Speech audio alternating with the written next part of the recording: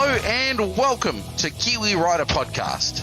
My name is Ray Heron, and if you haven't listened to one of our podcasts before, this is probably not the best one to start with because it's going to be a bit rambly, it's going to be a bit impromptu, and the quality's not going to be the best because I'm recording this on the back of the Harley-Davidson Lowrider S, and the reason I'm recording this on the back of the bike is because I don't currently have a studio. I would usually be in my home studio recording with a script or, some bullet points in front of me, but currently packed up to shift house. So everything's in boxes, and the only way I've got to record is this way. So I apologise for the rambliness of this podcast and the impromptu-ness. But anyway, the Harley-Davidson Sportster, no, it's not the Sportster, it's a Lowrider ST. I thought I'd tell you all about this bike. This is cool. I mean, the seating position is something akin to, just close me visor. The seating position is something akin to popping a squat in a bush. I got a very low seat. My knees are up reasonably high. My feet are forward. My arms are out in front of me. But that's kind of what you come to expect from a Harley-Davidson, right? It's got the Milwaukee 8117 engine. So basically a 1.9 litre engine. It's huge. And I always, although this engine's got a bit of go, a bit of kick to it when you wind the noisy throttle open, it's usually, I come to expect a little bit more from such a big engine. However, that's kind of the Harley way, right? I've got 31 degrees of lean angle, and my pegs are up reasonably high. I haven't scraped them yet. I do have cruise control, which is quite nice. I've got full LED lighting. I've got a massive front fairing, almost bagger style. And I feel like I'm in the bathtub because the massive curved front fairing from the inside is reasonably empty. I feel like you could have some gauges or a TFT display or something, but no, we've got Harley's little LCD, almost like a watch, in front of me, which gives me speed, revs, trip meter, odometer, all in a little LCD digital readout. I've also got fuel, I've got a clock, all from one button on the left-hand handlebar. But cruise control is a nice addition. I do like a little bit of cruise control for going down the motorway.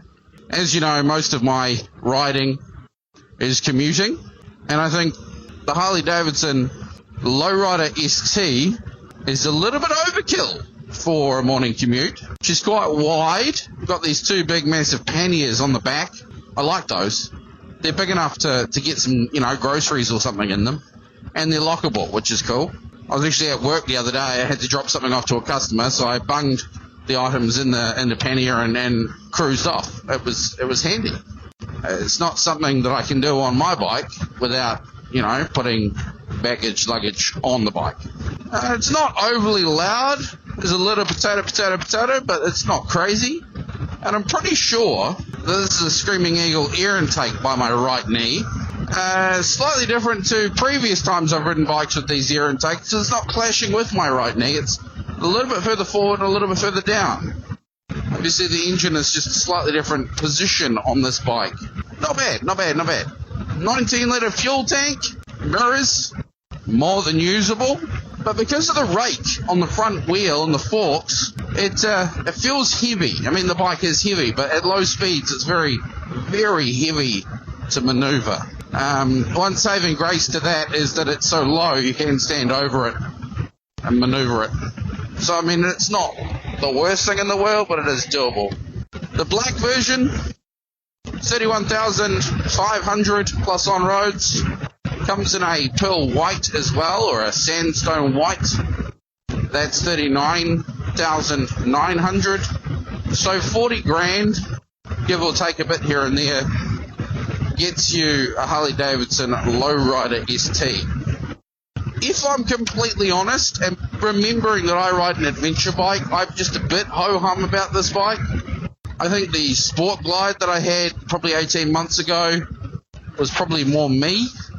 I was pretty scathing on the Sportster S, but I think even that is a bit better than this. Basically because of that engine. I mean, The Milwaukee 8s are pretty old school, pretty agricultural, compared to the Revolution Max engine, which generates a lot more torque low down and just it feels more of a modern engine. Got to say though, the Lowrider ST, very smooth.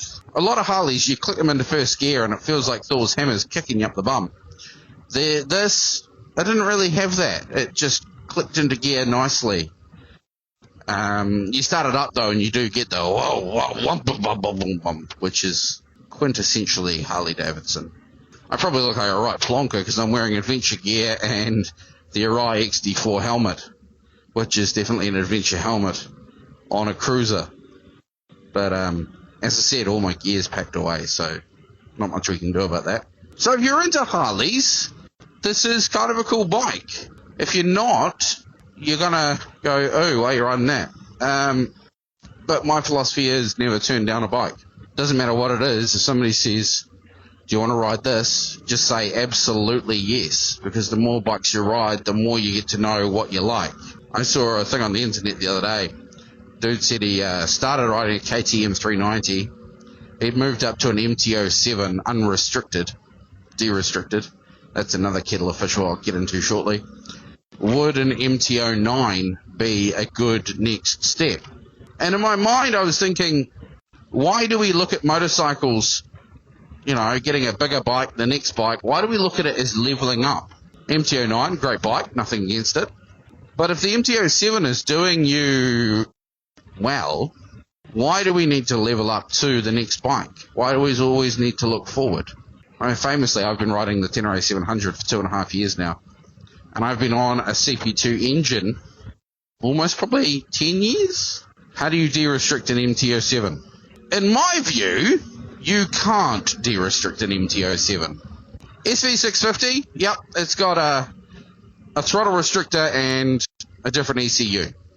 Change those, you've got a full power SV650. The MT-07 is sleeved, so the full power is a 689cc engine. The Lambs is a 655cc engine. Yeah, you can de-restrict the throttle plates, you can make the engine breathe better, you can do, you know, all that sort of stuff. But at the end of the day, it's still a 655cc bore engine, whatever you want to call it, versus 689. And having ridden both, there's a little bit of difference, but not that much difference between the full power CP2 and the restricted or Lambs CP2. So don't tell me you've de-restricted your MT-07. It's still restricted. It still has a smaller capacity to the full output. I know, I'm splitting hairs. I know, it's a little bit pedantic of me. But yeah, I'd love to know in the comments about your riding, your bikes. What did you start with? Did you feel the need to level up? I've been looking at a few sport bikes lately thinking, oh, that would be nice.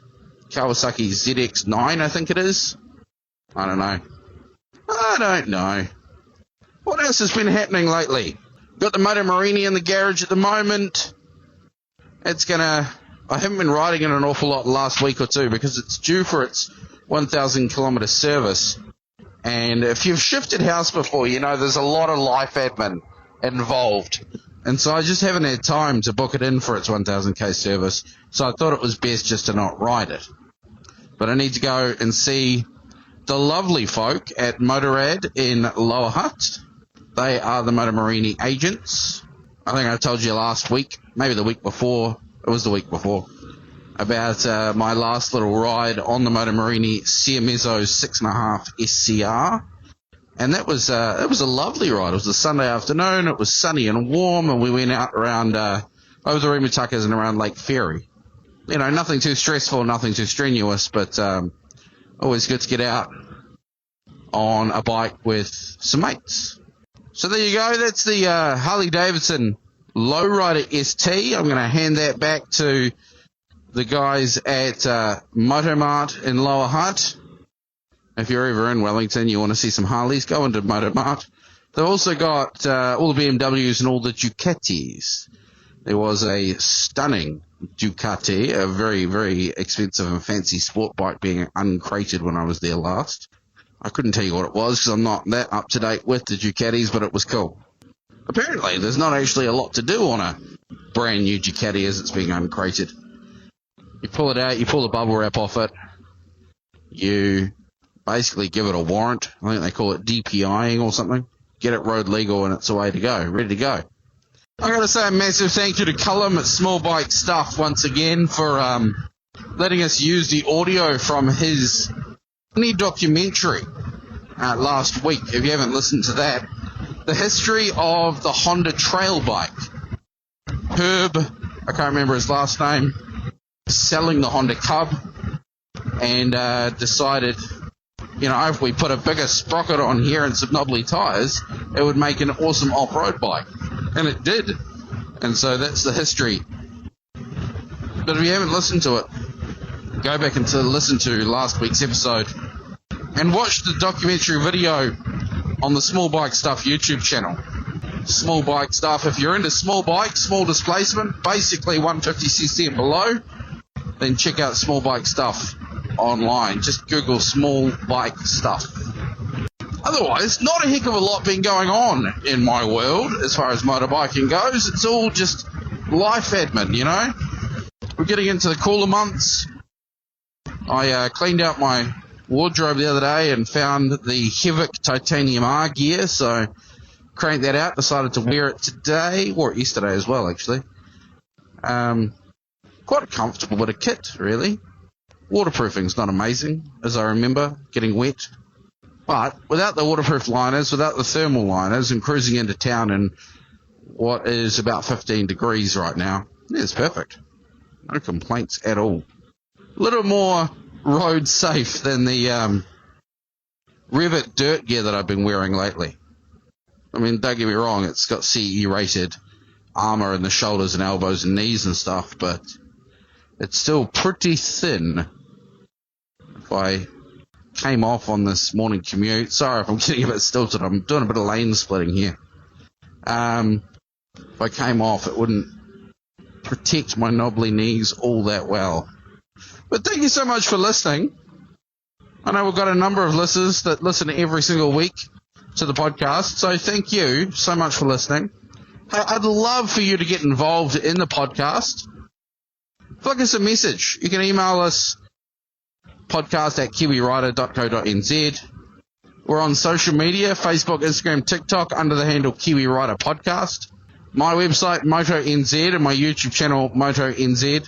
Ticking along, closing in on 1,000 subscribers, which is cool.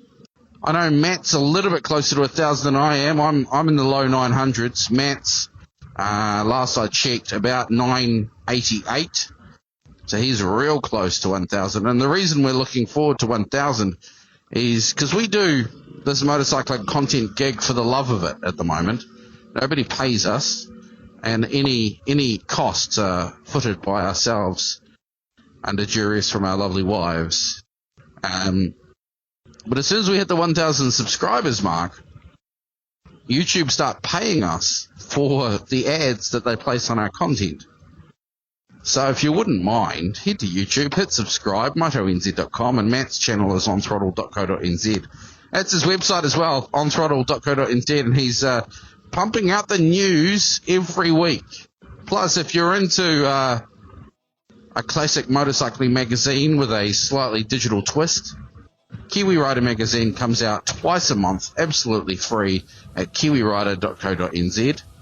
And a lot of what Matt and I create goes up there, as well as Jock, the test rider, Pete, or Veg, the publisher, and of course the editor, Ben Wilkins, who you've heard on the podcast from time to time. Plus, there's a lot of people behind the scenes as well, you know, subbing and editing, and there's a few other contributors to the magazine. One, Peter Elliott, who you'll probably know from stage and screen around New Zealand the last 40-odd years. He's been contributing a story called Pete's People. A lot of these people, I believe, are in the Every Sunday Motorcycling Club, which meet, funnily enough, every Sunday. And we're sharing Pete's people on the podcast. We'll probably get another one next week, I believe. Otherwise, thank you so much for listening to my ramble. I'm sorry it's been such a low-fi affair this week. Hopefully next week I'll be back in something resembling a studio, and we can bring you some news and all the other bits and pieces. But please do hit that subscribe button. If you're on Apple Podcasts, give us a review. That helps other people find the podcast. We've been going, 3.5 years now, and the numbers have been climbing slowly. If you like what we do or you don't, let us know. How can we improve our offering to you? Let us know by emailing us at the address that I mentioned before, podcast@kiwirider.co.nz, or reach out on social media. Thank you so much for listening. I've been Ray Huron. This is Kiwi Rider Podcast. Keep the rubber side down, throttle on, and we'll catch you in 7 days' time.